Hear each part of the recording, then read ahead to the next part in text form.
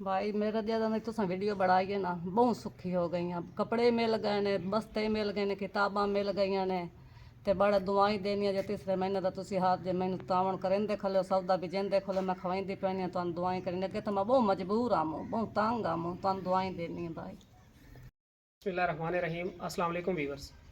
मैं आज एक बार फिर उस घर में मौजूद हूँ जहाँ पे तकरीबन हमने 3 महीने पहले एक वीडियो बनाई थी। इस घर में एक बेवा खातून है और उसके साथ 6 बच्चे हैं। इनके घर में कोई कमाने वाला नहीं है और इस बहन का भी बाजू कटा हुआ है, ये भी कोई काम नहीं कर सकती हैं। तो हम अल्हम्दुलिल्लाह 3 माह से इनकी लगातार हेल्प कर रहे हैं। अल्लाह पाक की मदद से इनके घर राशन पहुँचा रहे हैं और आज भी एक भाई के तावन से इनके घर राशन पहुँचाने आए हैं। अस्सलाम वालेकुम बाजी। वालेकुम सलाम भाई। बाजी की हाल है, ठीक हो? अल्लाह दा करम है भाई, दुआई करे मैं तुम। राशन मिल गया तुहानू? जी मिल गया। ये भाई खालिद साहब हैं, उन्हें भेजा है तुहाडे वास्ते।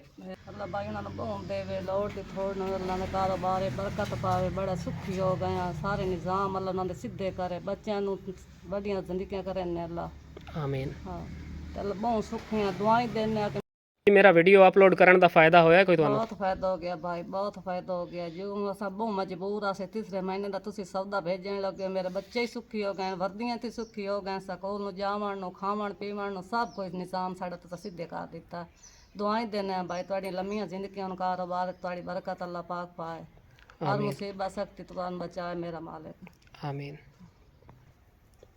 भाई मेरा ज्यादा नहीं तुसा वीडियो बनाई है ना बहुत सुखी हो गई हैं। कपड़े मिल गए ने, बस्ते मिल गए ने, किताबां मिल गई ने ते बड़ा दुआई देनियां जे तीसरे महीने दा तुसी हाथ जे मैनू तावण करें देख लो सौदा भी जें देख लो मैं खवाईंदी पैनी तुहानू दुआई करनी अगे तो मैं बहुत मजबूर आमो बहुत तंग आमो तुहानू दुआई देनी है भाई।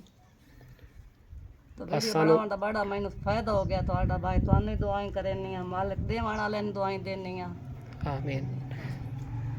नाजरीन, ये भेजने वालों की भी दुआएं दे रही हैं और कह रही हैं कि अब हमारे लिए बहुत आसानी हो गई है। 3 महीने पहले हमारे पास कुछ भी नहीं था खाने को, स्कूल भी नहीं जाते थे बच्चे, और अब अल्हम्दुलिल्लाह बच्चे भी स्कूल जाते हैं, इनके यूनिफॉर्म और कपड़ों वगैरह का भी बंदोबस्त हो गया है।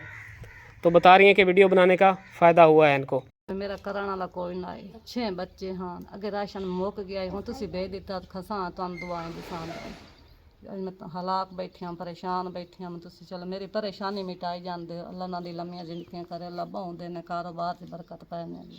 आमीन।